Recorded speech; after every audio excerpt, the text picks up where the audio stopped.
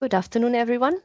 I would like to welcome you to our fifth webinar of the i4Driving projects that we would like to share with you. So today we have one very famous speaker that I will introduce in a little bit.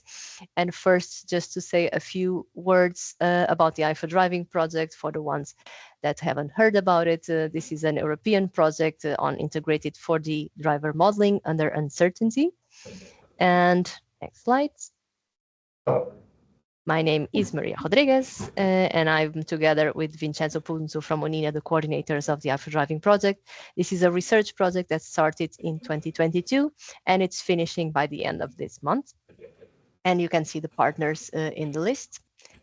The vision of the project and our ambitious objective. So the objective was to deliver this library of credible models of heterogeneous human driving behaviors, and those models which serve a standardized multi-objective evaluation framework that we have tested in 5 applications. And today, this is the final event series. So we organized the project. We had just too much to tell. So we organized it in 8 specific webinars every Friday at lunchtime until the end of the month. And today we are in the work package number 5 about global sensitivity analysis for multiverse analysis.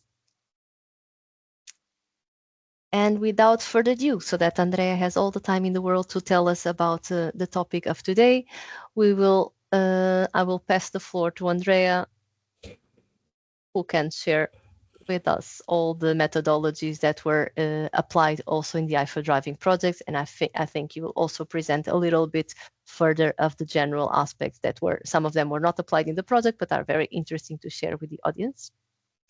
So Andrea, you can share the screen with us and start telling us more about it. Thanks, Maria. I'll jump straight into it. Let me start with sharing the screen.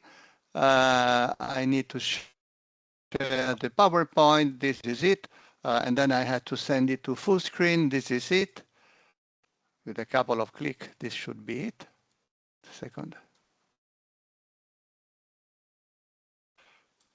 Okay, now you have it on slideshow, I hope. So the title is Global Sensitivity Analysis or Multiverse Analysis. You can already find those slides on my website, which is very easy to find because it is simply like my name. Under resources, there will be all the slides which I present. And I start from this gentleman, Pierre Duhem, who in quite a number of years ago formulated a kind of principle, which went known as the principle of stability, which sound very, very plain. He says, well, if the model, in order for a model to be useful, if I shake a bit the inference or the assumption entering into the model, the conclusion should more or less be shaken by a similar amount. In other words, he was saying that the model, to be of use, should not react in a extreme way to marginal variation in the input assumption. This sounds very, very like a non-starter, like quite obvious, Lapalician, but in fact there is a lot behind this because the reason of the Duhem perplexity is that Duhem was skeptical. He was skeptical about mathematical modeling, and he said that okay, this is a long discussion, but he was subscribing to a syntactic view of scientific theory, whereby scientific theory should be expressed as crisp, sharp, algebraic equation, for instance, like the law of Ohm's or other Darcy or other physical or chemical laws. And so the idea that you could have not a simple equation, but many equations to be solved and then to make some science on it was not very convincing for him. So that's why he said, okay, but then you have to make sure that this kind of system is stable, no?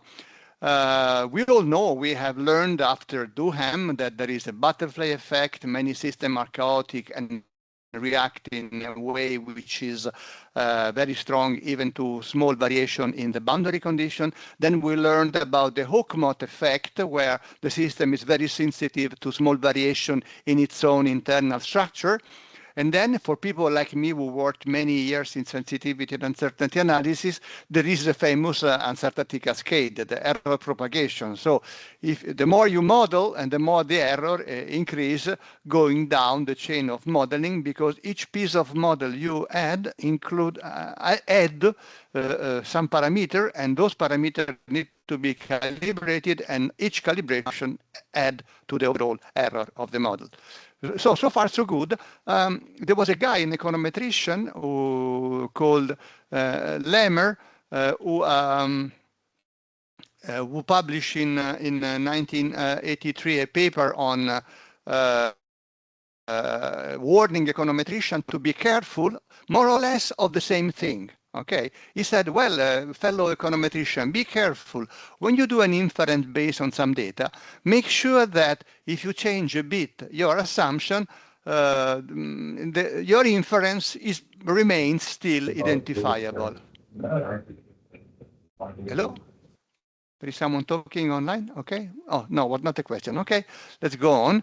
And then he concluded, the conclusions are strong only if the neighborhood of the assumption is wide enough to be credible and corresponding interval of inference narrow enough to be useful. Now you have to think about that. What is Lemmer saying? Of course, you can make an analysis which seems robust only because you don't allow enough uncertainty around your input. So if you shrink the uncertainty in your input, also the uncertainty in your output will shrink. But if this is not credible, I mean, if you have shrunk too much, your analysis will not be useful. And this opened the door to what we discussed when we talk about strategic use of uncertainty. You can use uncertainty strategically to prove or disprove something depending on where you stand on a given technological or commercial or policy issue. But then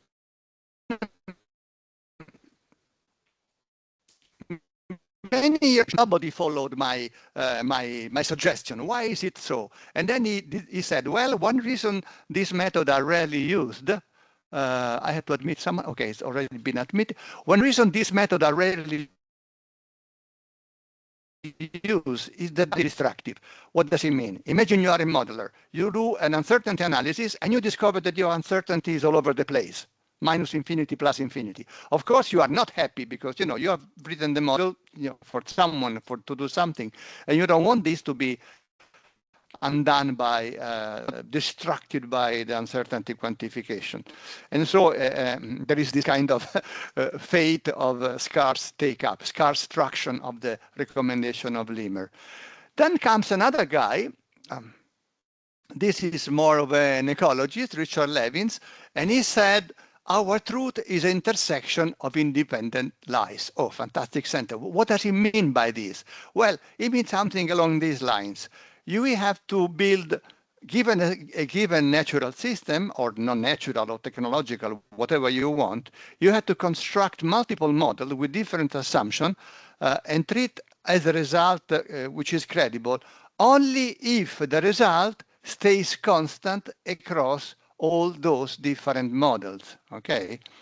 So in other words, identify conclusions that are invariant to idealization rather than artifact of any single model. Sounds similar, right? So we are still more or less in the same intellectual kind of climate. The idea that you want to test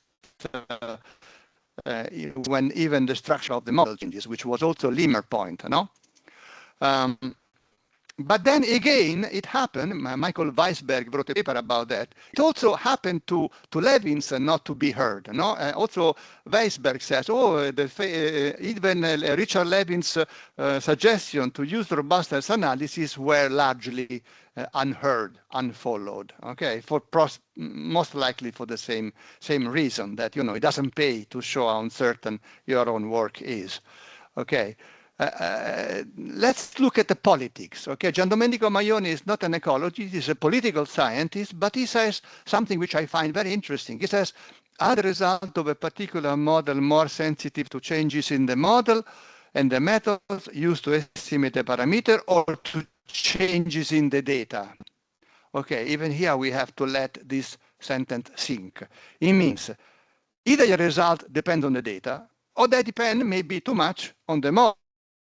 But if the result depends on the model, the inference is not usable. I had a work recently which we were revising a demography model used for prediction in China, and we discovered, rerunning the analysis, that whatever input you gave to the model, it produced the same estimate. No, this was a case which you, in mathematical modeling, you want to avoid. You want the model to be responsive to change in the data. Otherwise, what you are showing as an inference is simply the result of your modeling activity.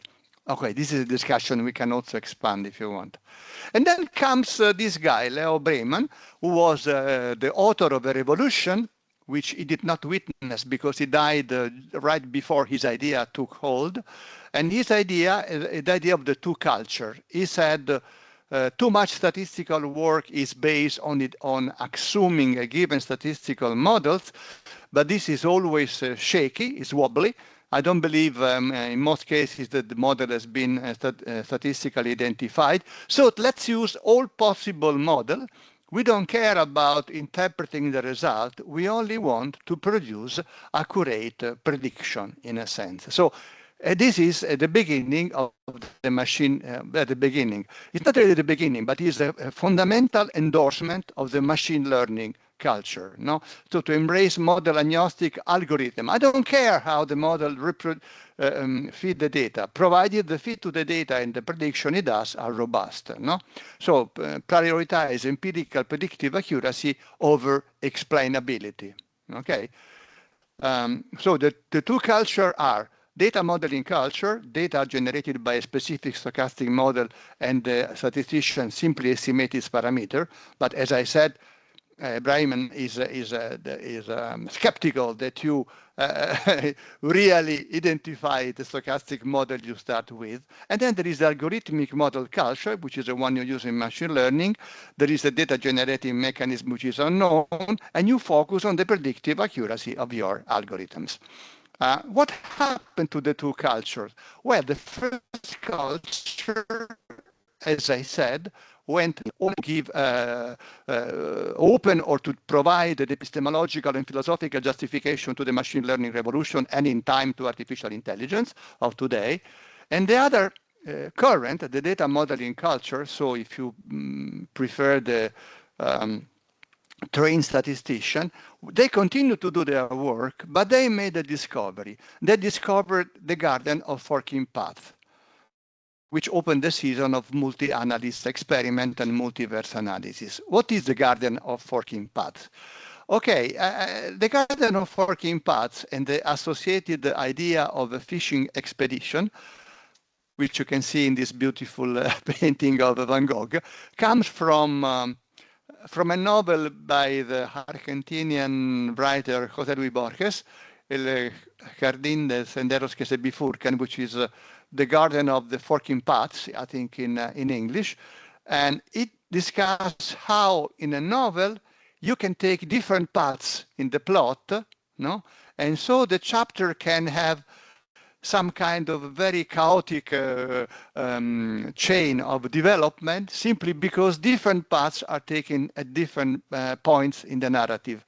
And two statisticians, Genman and Locken, quite well known, made the point that this is what happened to statisticians when they do their work. In other words, a statistician starts the work by curating the data, deciding on a statistical model, eliminating the outlier, imputing missing values, normalizing, standardizing, doing a number of operations which correspond to bifurcation in the garden of the forking path. For instance, there are many different methods available to impute missing data. Now you can do Bayesian, you can do longitudinal, hot deck, depending on which method you take, you may obtain different results. and if you remember what I said at the beginning about the uncertainty propagation, you can understand that if I make many of these choices, at the end I will get something which is either very uncertain or corresponding precisely to what I wanted to find, simply because I pushed the analysis in the direction in which I wanted it to go, even without phishing expedition and p-hacking. Those are two terms from statistical jargon. P-hacking is when you pass the p-test by moving the points, by eliminating points you don't like and so on, and which is p-hacking has been considered in recent year one of the main causes of the reproducibility crisis in scientific work. And phishing expedition is when you try different hypotheses on your data till one of them sticks. But if you do this, if you try multiple hypotheses without correcting, for example, without using Bonferroni correction or other method of correcting for multiple hypotheses, you identify an effect with the p-test, but this is wrong. I mean, if you use the p-test at the 5% significant level and you run 100 experiments, 5 of them will give you an effect, even if the effect is not there. I hope what this was clear also to the non-statistician. And so many people had this brilliant idea.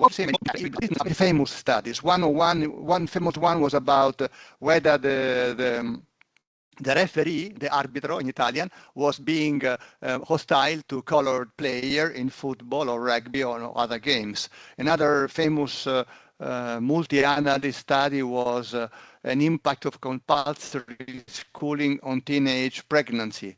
And there are, some of these multi-analyst experiments are impressive because they have very large number of authors. If you look at this page, this looks like a paper coming out of the CERN of particle physics, when they have many authors. So there are now really many people doing this kind of experiment. Last year we counted more than 20. I don't know how many there are today at this precise point in time. But then some people thought, why don't we, instead of having 300 people doing the same experiment, why don't we simulate the same experiment in silico, in other way, on the computer? So when you have a multi-analyst study, you have different analysts. When you use multiverse analysis, you have only one person with a computer and different analytic specification. What you want to study in the multi-analyst study is a human judgment, human bias, human variability. When you do the multiverse analysis, you want to explore what happened in the decision in case you have a systematic experiment with a grid, by the computer in the other, typically unlimited, and then the epistemic target. In the first case, you study the heterogeneity of the researcher behavior, and in the second, you study the specification robustness. Most of what we said so far is close to specification robustness when we talk, robustness, sensitivity analysis, and things like this. So, in a sense, a multi-analyst studies social epistemology, how scientific community generate variability, and multiverse analysis examines statistical robustness. Our conclusion depend on modeling choices. Okay, so this is now clear. I say this is now a booming field. There are, zillion of papers which come out on multiverse analysis.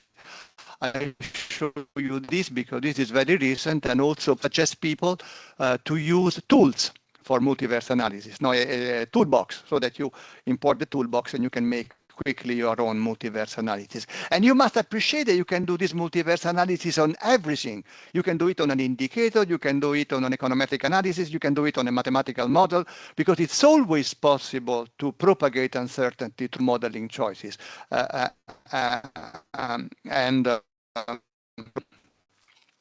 So with this kind of analysis, you can analyze both the researcher degree of freedom, because you can reproduce it. You can look at what has been called the analytic flexibility, model specification choice. This idea of the analytic flexibility, if you allow me, for people like me working on sensitivity analysis, it was in a sense obvious. I mean, if you are doing modeling and you do uncertainty quantification, you see, and the result depends from the way the model is formulated. It was maybe less clear in the field of statistical modeling. I don't know, maybe. But at the same point, I wonder if different people are using different words for the same thing, or if everyone is systematically rediscovering the wheel. And I use the Johnny Hart cartoon. So let's look at this. Forget for the moment sensitivity auditing. I will say a few words about in a moment. But you have global sensitivity analysis. When you do a global sensitivity analysis, you can also change the parameter of the model, right? We just said that. And so if you change the parameter of the model, we call it modeling of the modeling process, but this is identical to multiverse analysis, identical, okay? But then there is people who don't want to use global sensitivity analysis. For instance, modelers in climate change, they want to talk about perturbed physics ensemble. Unlike the name might imply, this refers to a single model, not to many models, but changing the parameter of that particular model. Then people in the RAND Corporation have exploratory modeling analysis. I will say a few words in a moment. Robustness analysis, I already mentioned. And in a sense, in this way, you can check both normative bias and technical bias. But let's go with order. So for example, exploratory modeling analysis was done by the RAND Corporation. What is the logic of EMA? To change everything, okay? So change wildly the input and the scenario, and I see what is done. So it's very exploratory. I am a bit reticent to endorse this approach, because if the uncertainty in the input is very broad, the uncertainty in the output will also be very broad. I mean, the main secret of a well-run sensitivity analysis is that like Lemmer said, the interval of uncertainty in the input is wide enough to be plausible, representative, and still you get some results which are usable, okay? But anyhow, this is done, what is done. Then as I say, in my opinion, the people using EMEA are too liberal in changing the scenario. But, for some purposes, maybe this is appropriate. Robustness analysis, as we said, handbook of robustness analysis that discusses about parameter robustness analysis, structural robustness analysis, and representational robustness analysis, which changes the model philosophy. For example, you change from a model based on differential equation to a model based on agent base. Again, those are all things which can be done in global sensitivity analysis. I promised to tell you something about sensitivity auditing. Sensitivity auditing is something which has more to do with the non-bias of the people who develop the model or the indicator or whatever source of quantification. And sensitivity auditing asks a question like, who paid for this study? Which objective was behind the construction of this particular model? And so if you do an impact assessment, for instance, sensitivity auditing would imply, for example, doing a pedigree of who developed the model and for what reason and in what context and purpose. Now, as I mentioned, perturbed physics ensemble is the same as uncertainty quantification. when this is done by physicists modeling in climate change studies. Okay, this I said already. This is just to be clear about what the different terms are. So at this point, maybe I should say a few words more about global sensitivity analysis. This is another econometrician who makes sensitivity analysis as one of the commandments of applied econometrics. I think it's the 10th commandment of applied econometrics. And he says, you shall confess in the presence of sensitivity. You shall anticipate criticism. The confession, it goes back to what Limmer was saying. Now, you must be candid about your uncertainty. So this amounts to a confession, in a sense, in the word of Peter Kennedy. Charles Hall, which is an ecologist, he's an ecologist in this case, says that in ecology, one reason why you write model, sorry for the long citation, but what he says is that the main reason why we write a model is to do a sensitivity analysis on it, because we want to see what happens when we change some of its part, okay? And then we can use this also for model validation. And I think this is what Charles Hall is saying resonates very much with what Mary Morgan writes in this very beautiful book on mathematical modeling. The book is called The Word in the Model, and he says that the modelers normally take a model, enter into the model and play with it moving part to see what they give before they go out and try to see if what they have found in the model has some correspondence in the real world. Okay, so this has nothing to do with sensitivity analysis. This is just how Morgan described the activity of modeling, but the book is very interesting, and the example in the book are really illuminating in this double, two stages work of the modelers. But the modeler which plays with the model, not changing it, is very much along the direction of the quote from Hall. Okay, so I suggest you to read this book. Okay, so this is a bit like you see global sensitivity analysis. You can change the parameter, you can change the data. Like for instance, bootstrap, something which is we do very often, we bootstrap the data. The same thing which is done in machine learning all the time. We can change the resolution level, the model structure, and then we can do an uncertainty quantification, which is a gray histogram, and the sensitivity analysis, which is represented by the pie chart. Just to be clear, how do I do a sensitivity analysis when one of the uncertainty is a model feature? Okay, this is given example. In this paper, for example, we are doing some hydrological modeling, and we have different formula available for evapotranspiration, 5 most used formula. So what we can do in this case is to have a trigger, which is an internal variable, whose value is in 1 and 5, whose value we do with the Russian roulette. Russian roulette is comes from the jargon of the Monte Carlo people, and they say I generate a number between 0 and 1. If it is between 0 and 0.20, I choose the first quadrant, and so on, the first sector, and so on and so forth. So it's very easy to use triggers, integer variables, what is normally called in operation research integer variable, and then do this kind of analysis. Something else which this is why we were not surprised by analytic variability. People in ecology know this graph from ever, probably O'Neill presented this kind of effect already in the 80s, and this is the idea that if you increase the model the complexity of the model, initially the model becomes better because you make the model more descriptive. Okay, but then because each step implies the addition of further parameter, and the parameter need to be calibrated, and the calibration increase the uncertainty, then the model error, or the uncertainty as you want, increase again. And so why is sensitivity analysis useful? Because sensitivity analysis can tell you where to stop. So given the quality of your data, you have to stop at this point where this curve has a minimum in model error. Okay, so make the best of what you have, but no more.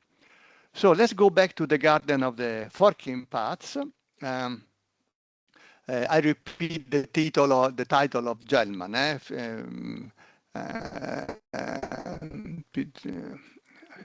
By the way, I didn't tell you what. I told you what is a fishing expedition. So the article of Gelman says sometimes people don't do a fishing expedition but still do it in practice, which means they do change the assumption and they publish the result, forgetting that they have tested more than one assumption. This is what it means. And now we focus on one particular multi-analysis studies, which was also followed by its own multiverse analysis, because this is where you see the difference between uncertainty, global sensitivity analysis, and multiverse analysis. So this is the result of the multi-analyst experiment. Okay, they got all results all over the place. They were observing, they were testing the hypothesis on whether people become hostile to social policy when the country becomes flooded with migrants. So if your country experience an impulse, an influx of migrants, people become selfish, so they don't want the money of the taxpayer to go to the newcomers, to the migrants, so they react by being hostile to social policy which would help those migrants. Okay, this is a kind of selfishness hypothesis. Some people don't believe in this hypothesis. The hypothesis was formulated by an economist, Alesina, very famous, but some people don't believe in this hypothesis, and in fact there are evidence that, for instance, when it comes to labor policy, and there are migrants coming in the country, people want more labor protection policy in order to offset the negative effect on wages due to the migrants' influx. Okay, so this is a complex discussion on which the economists disagree. And if you do the analysis, you see that, in fact, the result can be positive or negative.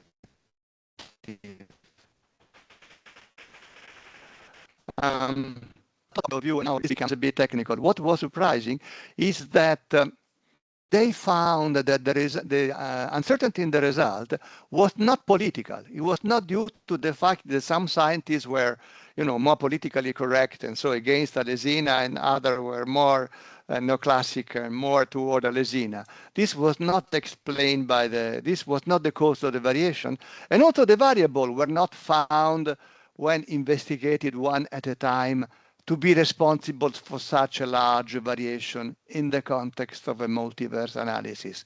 So where was the variance coming from? Okay, clearly if you do global sensitivity analysis, which we do in this paper, also in collaboration with one person from one of the leaders of the multi-analyst experiment, why we change all this. Now we use trigger and we change all these variable. And for you to understand, you cannot read this all. Let me blow one. So for instance, bootstrap, we can have or not have bootstrap. We can include or not include continental Europe countries in the analysis, for example. Now, this is simple use of triggers. And if we do that, what do we do? Yes, we do a multiverse analysis, of course, or a global sensitivity analysis. At this point, you pick up your preferred name. And what we found, what we discovered is that most of the uncertainty goes into the interaction. Let me see if I have one more slide here. Yes. We have in sensitivity analysis something called sensitivity indices. The red indices capture the effect of a parameter by itself. The blue indices capture the synergistic effect of more parameter. And you can see that in this analysis, on the Ashisa, you have the different input variable. In this analysis, most of the variance is due to interaction effect. For some of you, this is obvious, for some maybe less, but an interaction is something which you don't find if you change one parameter at a time in a model sensitivity analysis, okay? So if you want to know more about sensitivity indices, variance sensitivity analysis, etc.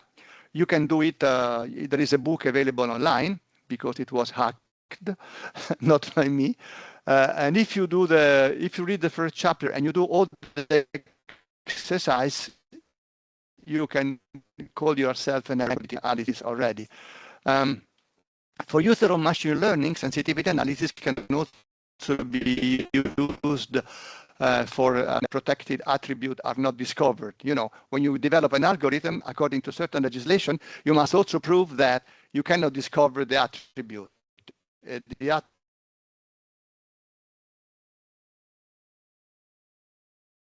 attribute in this case are age, disability. To make an example, the code or the zip code of a community in a city give information on attribute. The algorithm should not do this. Okay, if you do sensitivity analysis, you can discover this.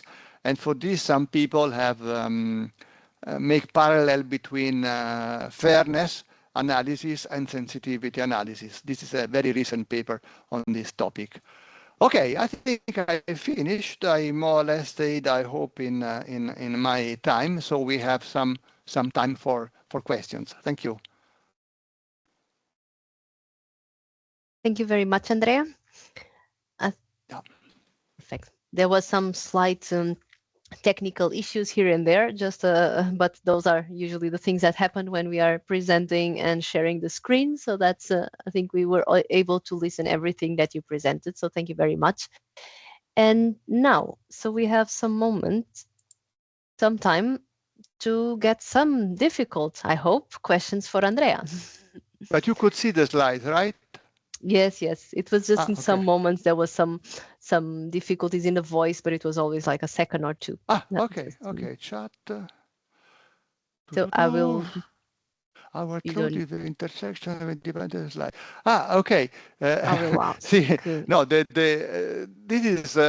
is being a lot of discussion about this idea, but you remember Box, no? Box said all models are wrong, but some are useful. So the idea is that you have more than one model. You have more than one model, and this model agree on something. Okay, agree, for instance, in showing. So all these models, though they are all wrong and though they are all lies, still agree on something. If the something on which they agree is what you wanted to prove, you have to provide the proof. This is substantially what this is saying. But I think it's a very interesting way of saying, because it recognizes to Box's idea that all models are false in a sense. Thank you, Andrea. We can give some time for people to be able to ask a question. And I think maybe in the meantime, you can also share a bit of okay, we have already a question, so I will save mine for after. So yes, something more about the fishing expedition. Fishing expedition is the following. Imagine I have a data set and I want to prove a difference between men and women. No, I look at the data, but I don't find an effect on between men and women. So I do, let's say, white people versus black people or colored people, and I still do it, and I don't find an effect. Let's try young versus old, and I keep doing this, not changing the way I partition my data till a p-test comes out positive. But this, of course, is a fishing expedition. I should be aware that I did not test one hypothesis, but 5. No, and in this case, the p-test does not work. The p-test only works if I make one assumption. Okay, otherwise I have to correct. And so, but the point of the fishing expedition, at least the point made by Gelman, many people are not aware that this is an error. Okay, like with the p-test, people sometimes simply are not aware. They are in good faith.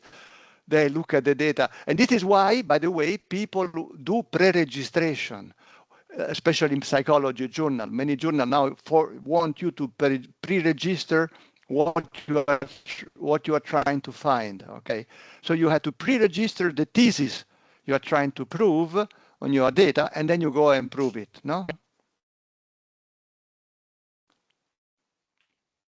And I was also wondering, any specific challenge related to the i4Driving and the application of the sensitivity auditing? Anything you find it's worth to share? Well, this is this is a question for Vincenzo, but before giving the floor, because we were dealing not with very simple variable, with variable with trajectories, with variable and trajectories coming from different data sets. So there were very many different layers in this analysis, and all these layers should be boiled together in order to get some meaningful result. But Vincenzo can surely answer this better than me.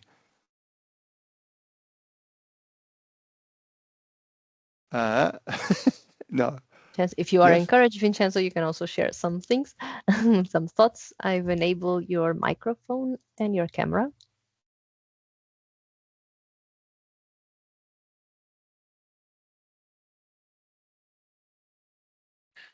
Hi, Maria, everyone. I'm sorry, I was distracted because I was writing my question. You always those your moments. Mail, confess. I was writing another question for you. Yes. Yes, I was just asking the i4Driving if there was any element regarding the sensitivity auditing that we have applied, any specific challenge that was worth to share with the participants. And that's why Andrea was referring to you, Vincenzo, if you had any specific points. Otherwise, we can go to your question.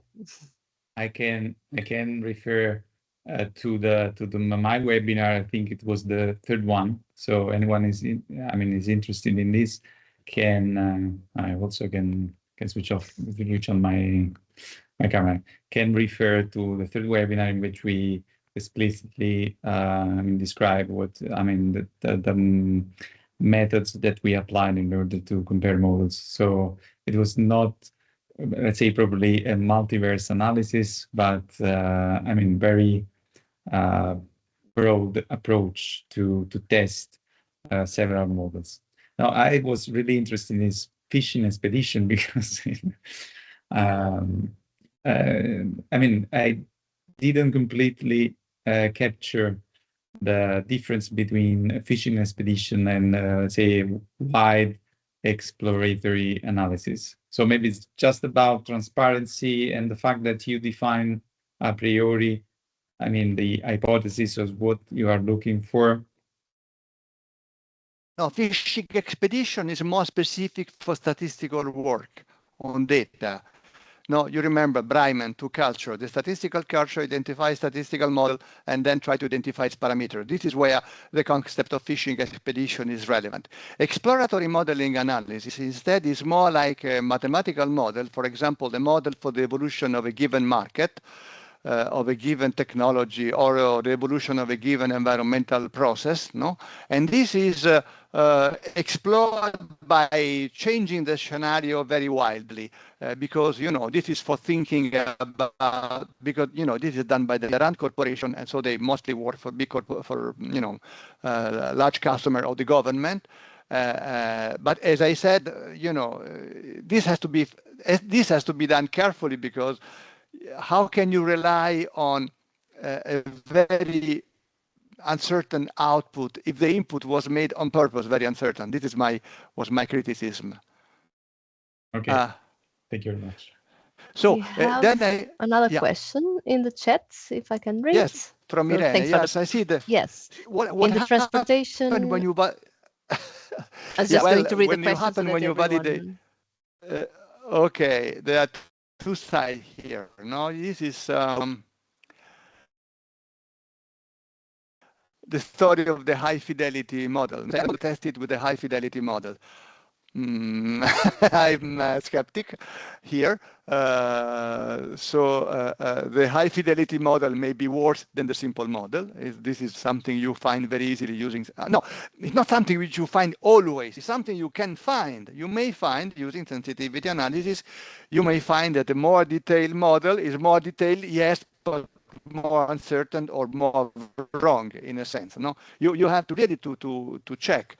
Assume instead that the more detailed model is perfectly calibrated, is a very good model, and you use it as an input for the validation a simpler model. This is perfectly okay.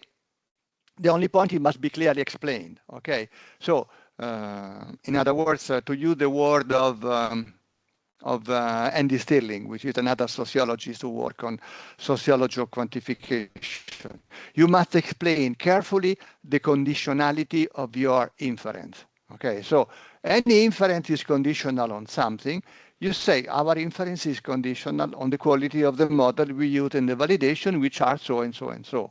Now, the reason of my skepticism, Irene, is that I very often have seen, especially in policy, people doing rhetorical tricks, like saying, oh, we have a couple of these three big models, and when you scratch a bit, you discover that these models were not coupled. That, you know, only they wanted to make a nice diagram showing many models being linked together. We have a paper recently with Samuele Lopiano showing that an impact assessment done by the European Commission on Energy Future, which claimed to have integrated a lot of models, when we looked into it, we discovered that this was not true. This was just showing many big models, one beside the others, to generate in the, you know, in the person looking at the assessment, the impression that this was the hell of a work. You know, this is really something very strong. But this was not, you know, and this rhetorical use of complexity is quite common in mathematical modeling, especially when policy is included.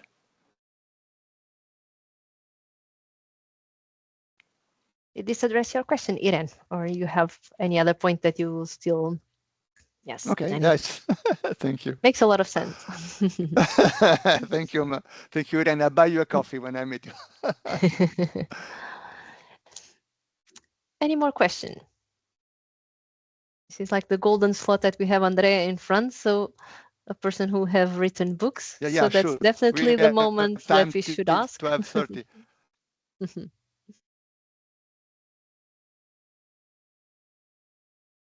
If you're interested, we have, while you think, there is a summer school on sensitivity analysis in Fiesole in June, which is free. You don't pay for it because it's organized by the Joint User Center. But of course, you had to pay for going to Florence, to Fiesole, attending the school. And this is in June, sometime in June. Let me see. Yeah, it's a 1 week starting the 8th of June. And if you want to apply, as I said, the school is free, but hotel and travel is on you.